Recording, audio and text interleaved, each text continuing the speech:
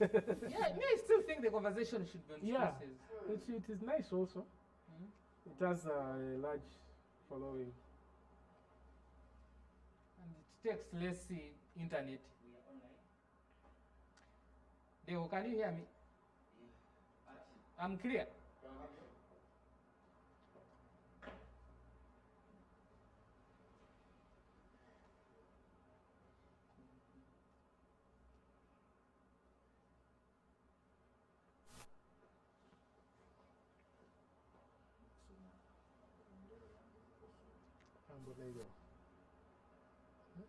What are status? Our dear followers and viewers, a very good morning to you and thank you so much for joining us. I must begin by apologizing for starting so late. We are very sorry for the technical glitch we've had in our offices here. My name is Duncan Nabigaba and I shall be your host for this inaugural government citizen Baraza. I'm very sure someone out there is wondering what a Baraza is. Baraza is a Swahili word for public meeting. So we are going to have weekly public meetings with you on these platforms to discuss different government programs that are very pertinent to the citizens. And this morning, we are going to talk about two burning issues in our country. And the first one is the reopening of medical schools that is happening right today, the 13th of August 2021. We understand there has been a lot of frustration out there among parents, teachers, school owners, and the learners themselves about the indefinite suspension of learning in this country. And I do not want to repeat the words of the Minister for Finance. He did not have kind words for private school owners who have loans to finance. But today there is a glimpse of hope as the medical schools reopen. The second topic of discussion we are going to handle today is Emyooga. We've all at least heard of the word Emyooga, funds. The Speaker of Parliament sent the House on recess recently to go into their constituencies and establish the progress of the Emyooga funds. However, we have had not very appeasing scenes in the last few days. Wherever MPs have gone, the citizens are complaining that they do not know where the money is. So who has the Emyooga funds? With me this morning to discuss these two very important issues is on my immediate right, Mr. Michael Wheeler. Wheeler is a journalist. He has previously worked with the Uganda Media Center and he currently works with us at the Government Citizen Interaction Center. Wheeler, you're most welcome. Thank you, Mr. Abigaba. I'm very happy to be here and I will be happy to also hear from everyone who is online as you engage with us today. And far right is Mr. Solomon Male Grace.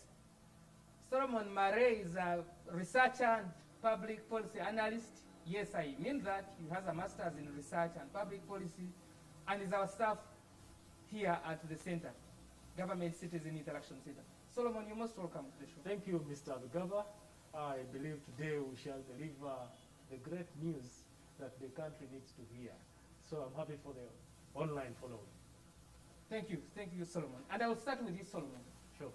The burning issue of reopening of schools. Parents out there have lost hope. Some learners have lost hope. There are many reports of young girls who are getting pregnant because they are literally out of school. The wait is so long and has turned hopeless.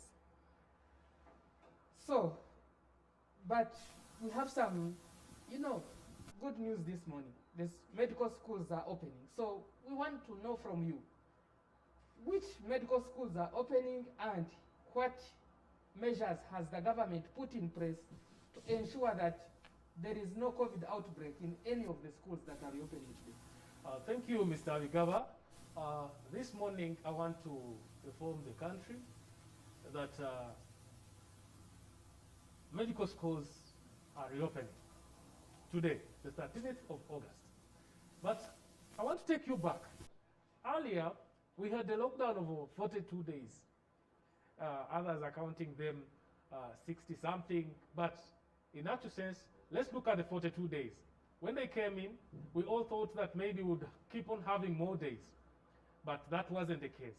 That shows that the president really thinks about the education system of Uganda, and we believe that everything is getting better day by day. So on 30th July, His Excellency the President of Uganda, Yoweri Kaguta Museveni, came to address the country, and he asked and tasked the Minister of Education, Mama Janeti Kataha Museveni, together with his team with her team at the Ministry of Education, Ministry of Health, and the National Council for Higher Education.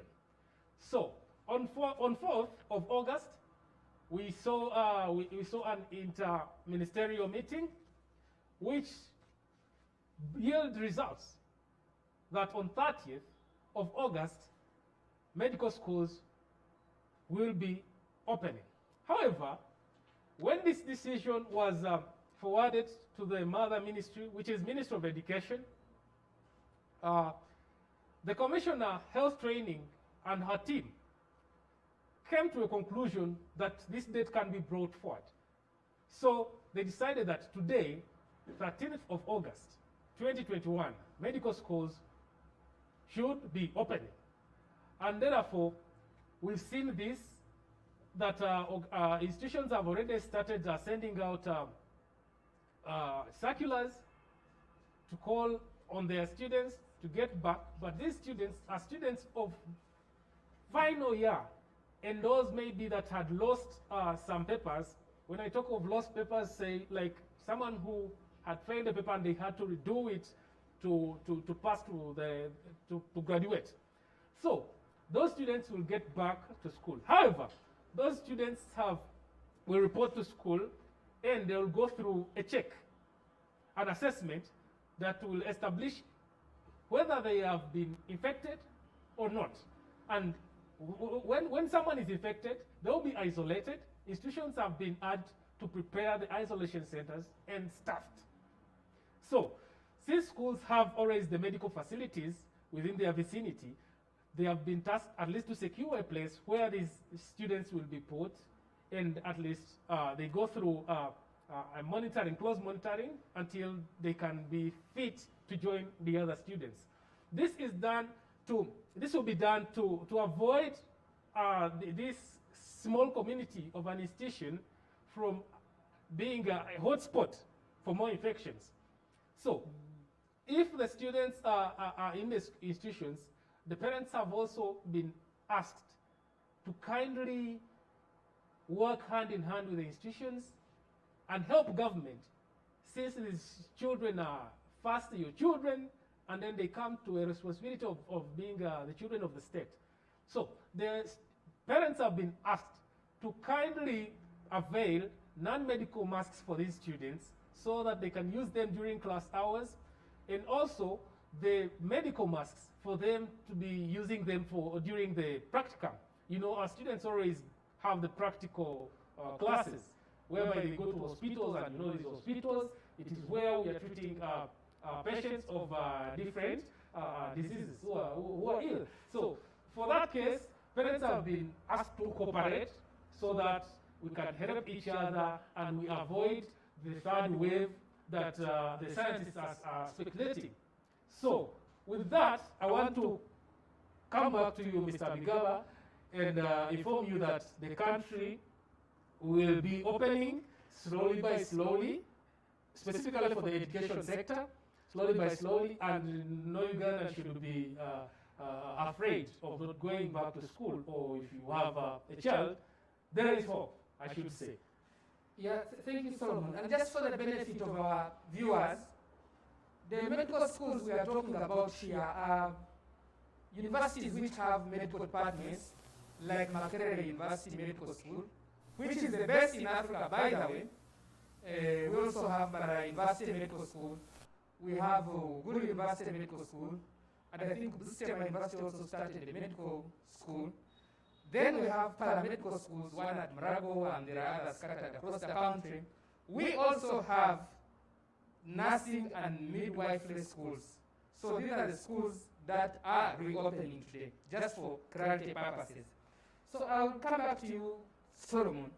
Sure. I want to assume that all medical schools are opening today. It's not just public only, but even private medical schools are opening. Like Kampala International University has a medical school.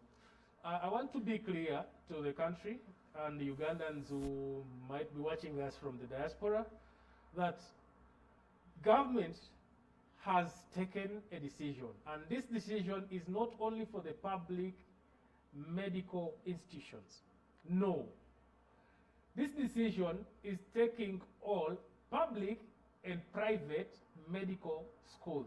So, these students will get back to school starting today, but specifically, I want to be specific in this. Government is considering the finalists, those upgrading. You know, we always have nurses who are upgrading to, you know. Your voice is not as loud as mine. Okay, I want to be. Maybe you can remove your mask. We are vaccinated here. Oh, thank you. I encourage also others to go for vaccination.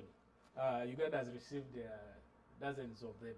So I want to be so clear at the moment that government has considered students in medical schools to go back to school, but to be specific, these students should be finalists, those who have been in the process of upgrading, those who might have graduated but they had failed a paper, so they need to get back, do it, and prepare for graduation.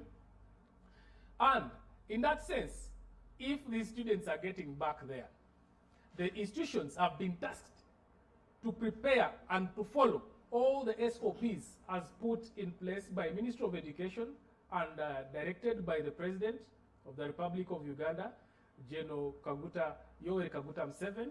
So, with that sense, I should say that we are being specific. Not everyone should be open. And if any institution is found going contrary to the set guidelines, they will be handled. Yeah, Solomon, so we understand that and appreciate it. So if I'm a parent sending my child to school today, should I be worried that they are going to catch COVID, or should I be confident that government has put in place interventions, like they would be provided with face masks, there are hand washing facilities, there are sanitizers.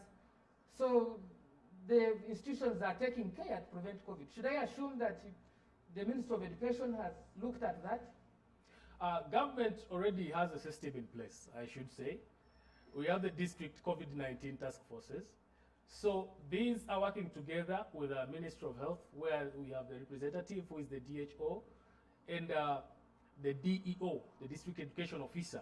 So with that task force, schools have been asked to prepare washing places, hand washing places, and also sanitizers. But however, parents have also been asked to help their children, provide them with sanitizers and also non-medical masks for them to use during class hours, and the medical masks to be used during the practicums, when they are going to do practice of what they have been studying.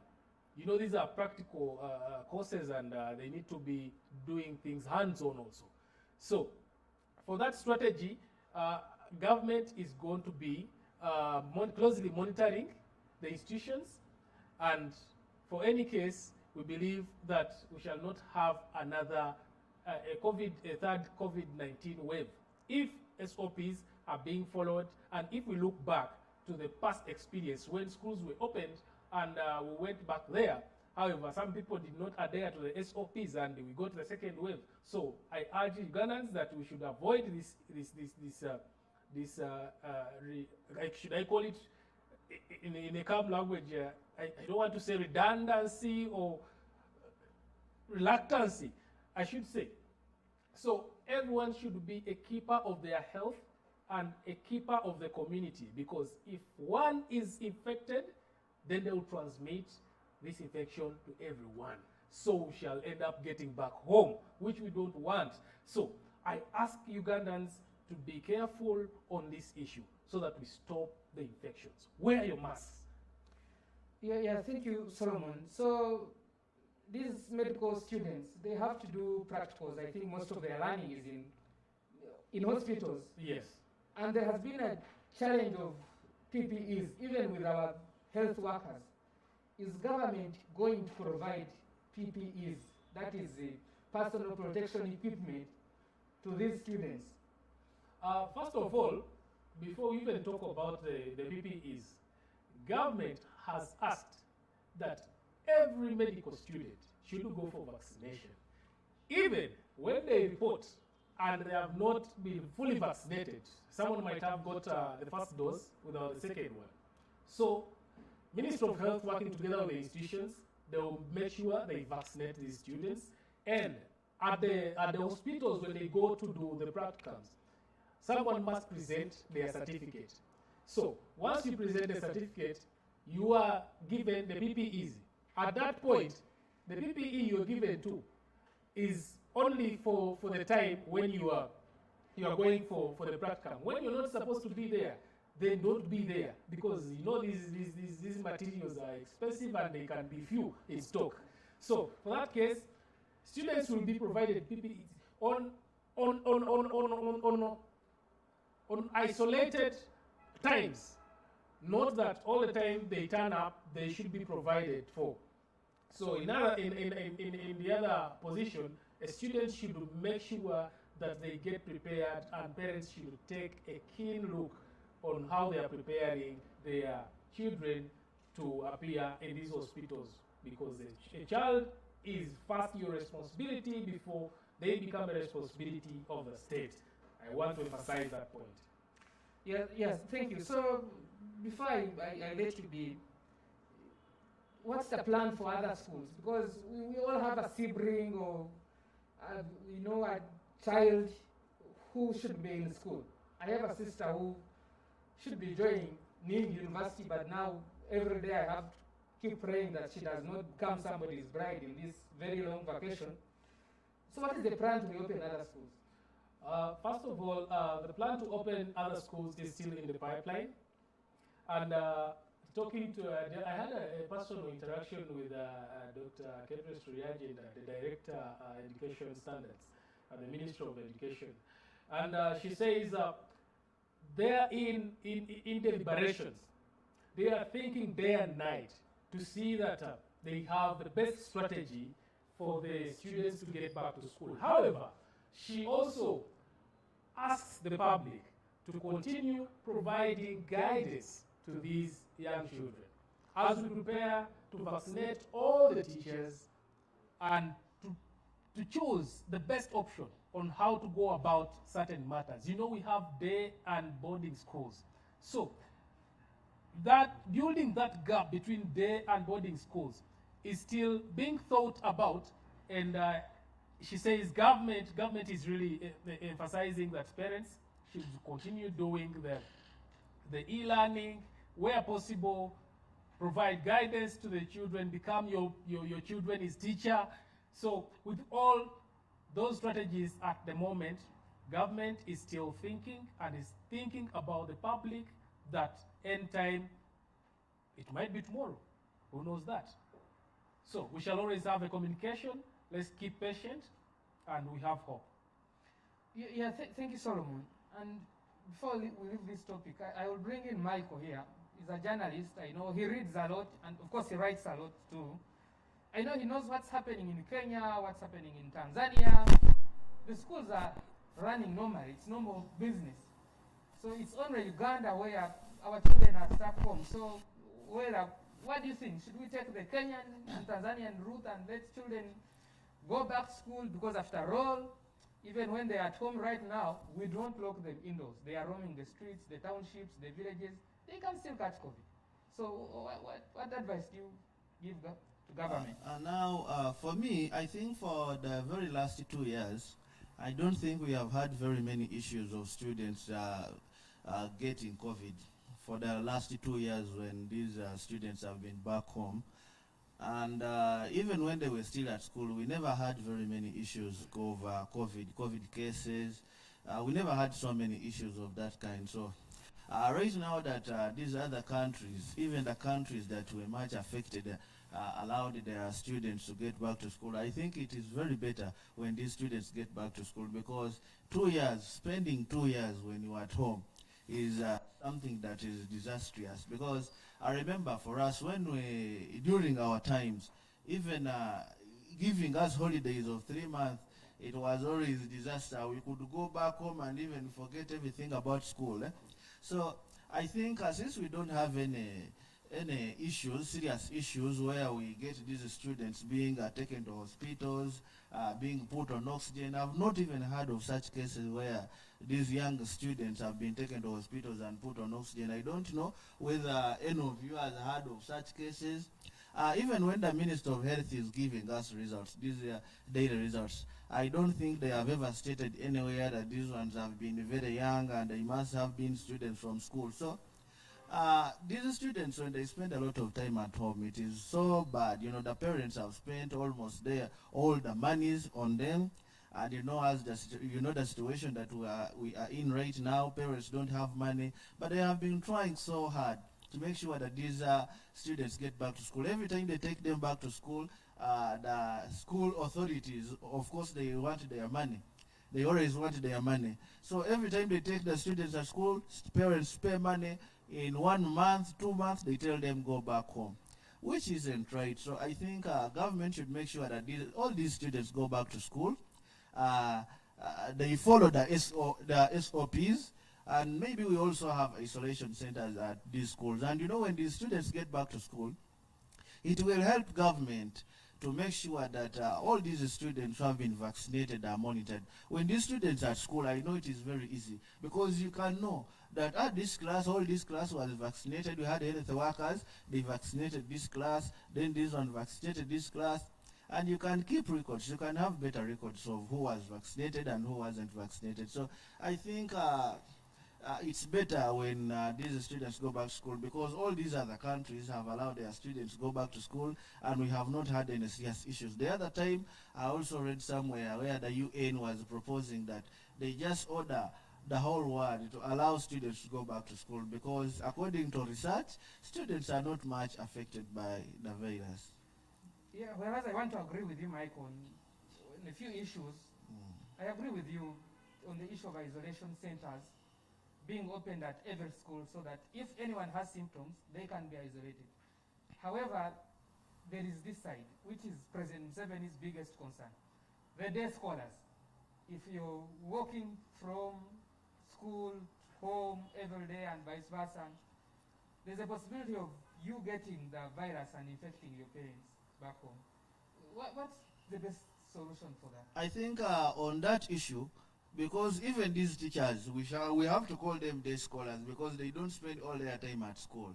They always move out and come back at school. But right now, what the government has proposed is that maybe before these other schools go back, everyone, all of them must be vaccinated.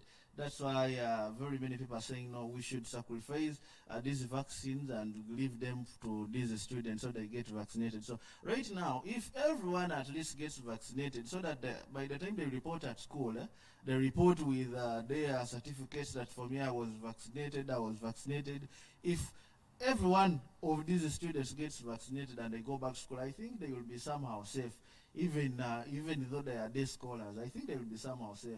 As long as everyone is vaccinated, I think the environment becomes better for everyone. And if you follow the SOPs, that is better. Every day when you go at school, the SOPs are followed. They check you, the temperature, you sanitize. All classes have sanitizers. People are putting on their masks. That is okay. I think that is just very fine. Thank you. I think it's a bit idealistic, especially the vaccination bit, because we know Africa is struggling to find vaccines rather, even for its elderly population, and it's for population who have underlying conditions. So we know it's going to be a very long time before Uganda finds vaccine for 15 years, rather 15 million learners. So let's follow the guidance from the Minister for Education. She says the ministry is going to be, sending learning materials to the villages. Let's keep our children engaged with these learning materials until there is a position, either globally or by our government. And we'll now go into our second topic of discussion, which is a very hot one, Emyooga funds.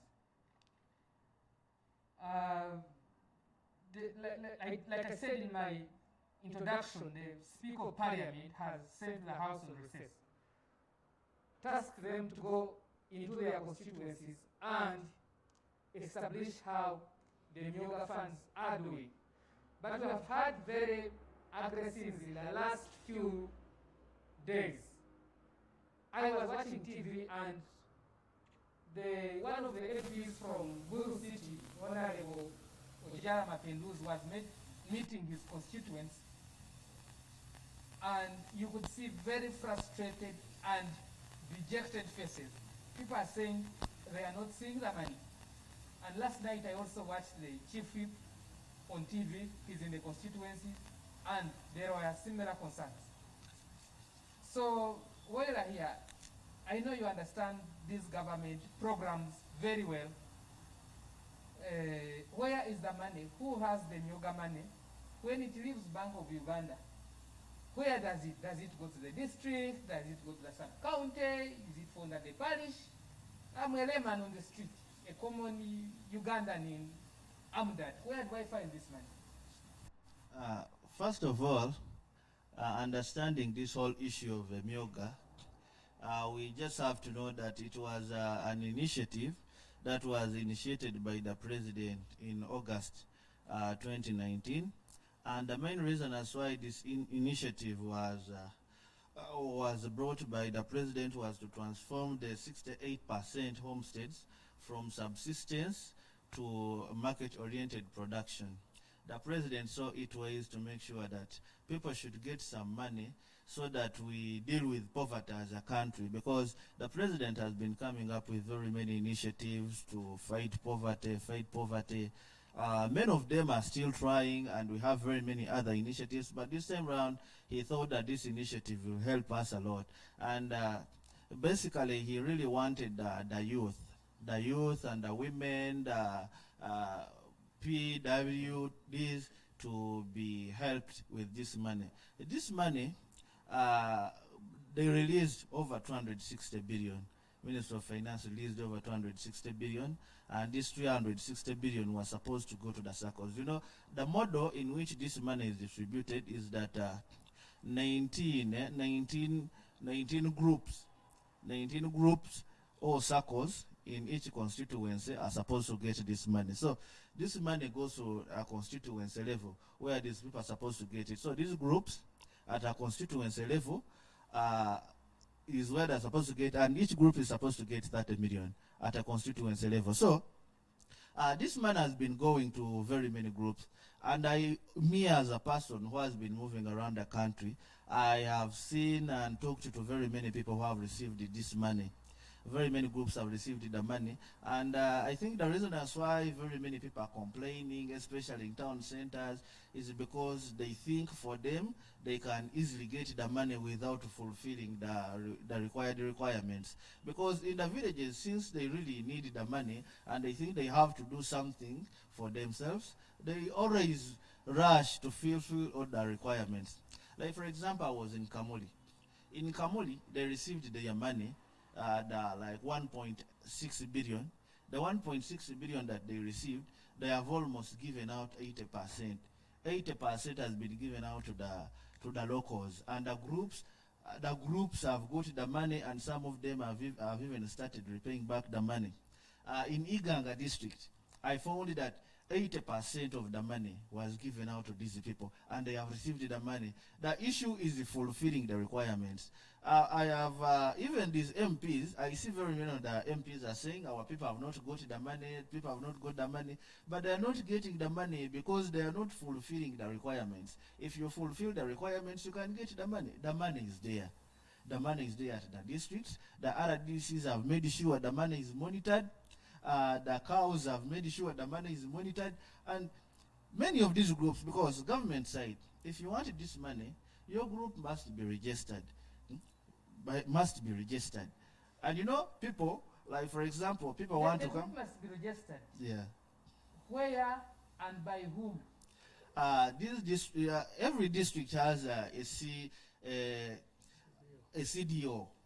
These CDOs are supposed to register these groups. So a registered group that you present your group, you also have a constitution, you state the members that you have, and the enterprise that you are involved in, because the enterprises that were listed were carpentry, borders, women groups, the disabled, saloon operators, taxi operators, very many other groups that were registered. So, if you are registered by the CDO is supposed to make sure that you will receive this money. And you remember, it even goes back to the youth livelihood. It is these CDOs who have been helping people work on these programs, and people have got money. So, I'm very sure whoever has registered a group and fulfilled all the requirements have got the money. It's only those. So, Mike, yeah. When I register my group, am I given a certificate or? When you register your group, of course you have a certificate from the CDO, and the LC1, of course says, yeah, I know these people, and I know their enterprises, I know what they do. Yeah, so the group must be from one LC1. One LC1. Okay. The LC must know that I know this group, and they are members of this village, they do this and this. And they did that to prevent these issues of someone from Nakawa registering from Machindi, then someone from Kampala, you go to Busoga and get their money and they run back. Yeah, so the LC must know that this is a registered group, it does this and the other, and that is how you receive the money. And I'm sure very many people have received the money. These are social media noise and noise being made by some members of parliament. And this has been an initiative by the President Museveni, not a president of the opposition. But I have seen very many members of the opposition trying to be like the judges. They're trying to judge and say government has not done this and this. But of course, this money was sent to everyone, not for NRM supporters. But members of the opposition have gone beyond. Well, I'm very interested in the process of accessing the money. Yes. If you take me into politics, then we'll sleep here. So yes. I have got my certificate from the community development officer. Yeah. And I'm supposed to go and get this money at constituency level. Yes. And government has no representation at constituency level, because government structures run from the parish, where there's a parish chief, and then there's a sub-county chief, and LC3, and then you go to the district. Yes. Where there is CAO, there's RDC, and there's chairman LC5. But at the constituency level, what is there is just a member of parliament, and that member of parliament does not even have an official government, a government office. They just have their private offices as MPs. So if I'm supposed to get this money from the constituency level, where government has no structure, now where do I take my certificate? At constituency level. Now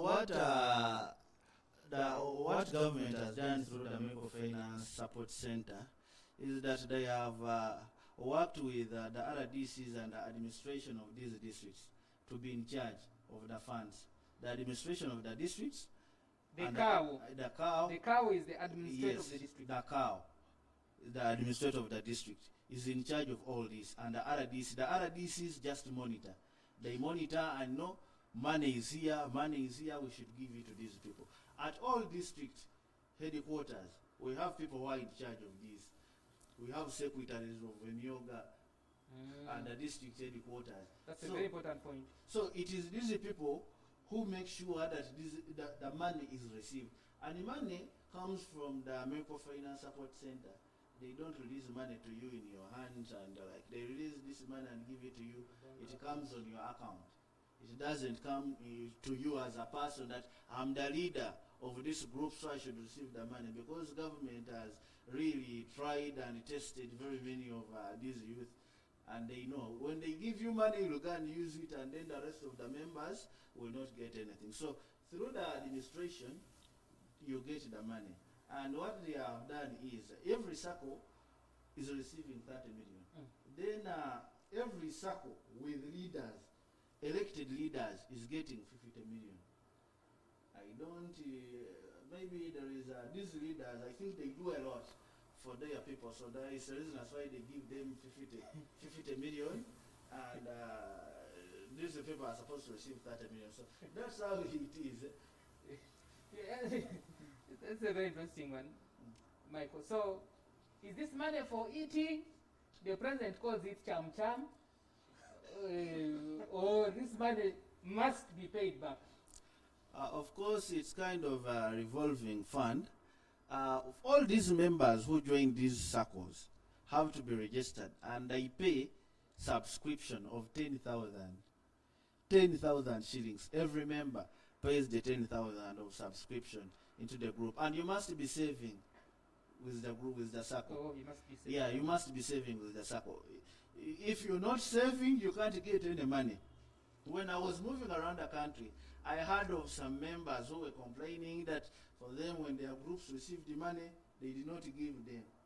And you know, the reason I say they never gave them the money is because they were not saving. How do you expect to be given money when you are not saving with the group? You must be saving for you to what? To get the money. So, the money, the president gave them this money to use it to develop themselves. This money, like very many people were unemployed. You know, we've had this issue of unemployment, especially in the youth. So when these people come as a group, you get the money. At least they need you to use this money to do something. Very many people have got the money, especially women groups. We find that they're in tailoring. In Iganga, we found a lady called Sise Kaluya. Sise Kaluya started up an institution of tailors. So she's trying to teach very many youth around Iganga district about tailoring. They have, they buy bulky materials and then tailor very many things. So they have started getting a lot of money, because they told me they even got the money, and their circle was even elected as the best circle by the Microfinance Support Center. We have people in producers. In producers, we have very many people in producers. Some have bought borders. Some groups are in milling. They're in milling. They have milling machines. Some are in animal feeds. So people are using money for different enterprises. As long as you get this money and pay it back, that's what government wants. It just gives you money. You use the money to do what you're supposed to do. Is there a difference between Emyooga and parish development model? They both seem to be government monies going into the same places, eating same hands, you know? Of course, there are some few differences. I can't say there is a very bigger difference, but since we have not tried out the parish model, we are just going to start the experiencing and seeing how the parish model works. We are working on the things of the constituency. This is for the constituency level, and then that will be for the parish level. But all I know is the parish level will be somehow different from Emyooga, because Emyooga is strictly you go use the money, get employed, come up with skills, get skills, and use those skills to make money. make money and develop yourself. The president no longer wants to hear about unemployment in the youth. Yeah. Let me come to you, Solomon. You are a researcher here. So, is Emyooga working? What are your feelers speaking as a public policy person and a researcher? I want to be so immediate that Emyooga is one good project from the government. But the challenge lies in both the receiver and the manager. So, with the issue with the receiver, there is failure to fulfill the requirements. You know, government brings a program, there's this fund, they tell you you're supposed to have this and that. You create a group, but some of the members still lack those what? Those requirements. Immediate requirements like a national ID. You know? Government opened up. Why don't you go and register and have your personal ID? The issue from, on top of that, the IDs and also the bank issue. Some of them could submit some of these documents without even their bank issues, because no one is going to carry money and give it to you in your hands that over 30 million go on, but if you disappear? Somebody will manage second or third way. Exactly. So, when it comes to the manager, the earlier issues were saying that now, of course, you cannot fail to have those bad tomatoes spoiling the other. You know, some officers could become wicked in a way that they share with they command relatives to group up and because I think also the bank account has a few signatories. Exactly. Maybe three: chairman, treasurer, Exactly. and somebody. But I want to assure the public on this matter. I think you've been seeing a number of culprits about corruption, because this is also a corruption tendency. It's a misuse of the public fund. 260 billion shillings you're talking about. Yes, and some of the officers have been put under cuffs. So it is that serious, and I'm really happy about the president's direction on battling with corruption, most especially in these programs, because these are development programs. Yeah, so our viewers, please, just to emphasize this, that if you're there and planning to eat this Emyooga money, my dear, Afande Nakalema is coming for you with handcuffs, and we don't want seeing handcuffs. So let the money go to the intended beneficiaries. And okay. I think maybe the other issue in Kampala, I think Kampala got a special program where this money is being distributed in divisions. All the divisions have the money, so people are supposed to receive the money in their divisions. So every division has the money. So people who want the money in Kampala, the Emyooga money in Kampala, are supposed to get it through their divisions. And I have seen many of these MPs in their various divisions. They visit offices, then they move around with their supporters. What, for us, we never received. But we need to know why these people have not received the money. They have issues. They have failed to fulfill the requirements to get money. The organized will always get government money. The disorganized will always miss out on all the government initiatives. Yeah, so I actually wanted to ask you this question, because I have so many people, friends, etc., in Kampala, who are calling me, asking for my help, because they think I know my way around government circles. So they say they are looking for money. Some of them are, though, employed in corporate jobs. I don't know if they are covered by Emyooga money, but in case they are, if I'm a Kampala resident, I live in maybe Ntienda, which is Nakawa. Where do I go? How do I start this process? Nakawa has a division. So if you want the Emyooga money and you're living in Nakawa division, you have to go to the division headquarters. There is all divisions have Emyooga offices.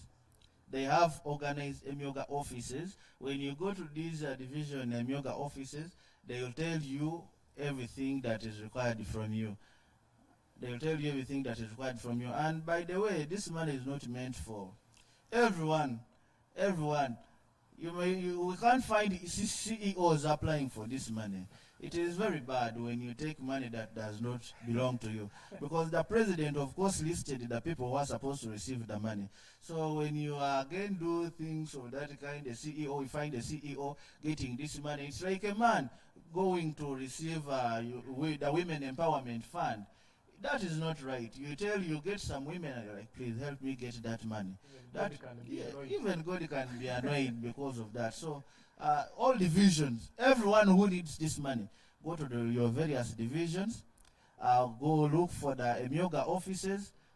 They will tell you what to do and you'll get this money. I think, Mr. Aligaba, also, before we leave this point of Emyooga, I think government needs to actually emphasize the requirements.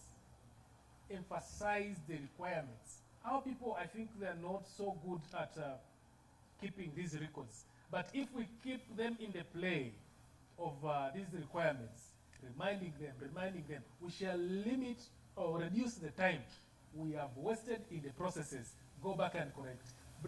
Go back and correct. You know, it delays the programs and the interventions sometimes lose balance in the course of implementation. So I think that is very important. Emphasizing the requirements by the relevant MDS is a really important issue. Yeah, and our government has really given that a lot of time because they have had very many arrangements, meetings where they have told the people, the concerned people from the various enterprises. They have told them, they have had Barazas about the same on several radio stations. So I think it is just about just emphasizing it, but of course very many people now understand what it is. Yeah, thank you so much, gentlemen. We are coming to the end of our inaugural government citizen Baraza. And like I said at the introduction, a Baraza means a public meeting in Kiswahili. But we are going to be doing our public meeting using digital platforms like we have used today. Facebook is still banned in Uganda. Forget about that. Twitter, YouTube, etc. So we will do this. We will be doing this every Friday at 10 a.m. We will be coming here to talk about very pertinent issues that we know are affecting a very common Ugandan out there. We are going to be bringing you heads of different government projects and programs to answer your questions. And we are going to ask you to participate in this discussion using the platforms, especially Twitter. Our hashtag is going to be Citizen Baraza. So next time we come with experts on any subject that you're interested in, tweet us, use at GCIC Uganda, and then hashtag Citizen Baraza. And you can follow the live YouTube discussion on using using the YouTube channel GCIC Uganda. So just to remind you what GCIC is, it is a government citizen interaction center, really a unit set up under State House to manage the interaction of government with the citizens, because we know the citizens have their concerns, but they do not know how to reach us. And so this unit was established to do that. So we interact with the citizens using different platforms, the social media, and a call center that we are putting together using 900 code, that is 900. We also have our WhatsApp line, 0414 670 288. So so you can WhatsApp us. It's the easiest way to find us at the moment before the call center gets up and running. So I want to thank you so much, our panelists, Woyla Michael, a journalist, and our staff here, and Solomon Marie Grace, a researcher and public policy analyst, who is also our staff here at the center. Next time, depending on the issue we are discussing, we will be coming with the experts. And I want to thank you so much, our viewer and our follower. Thank you for following us. We thank you for your time and your patience. And we apologize for the technical glitch that led our show to start an hour later. We are very sorry. My name is Duncan Abgawa. I'm a Deputy Director of GCIC, and I will be your host for these government citizen barazas. I shall see you next week on Friday at 10 a.m. Thank you so much.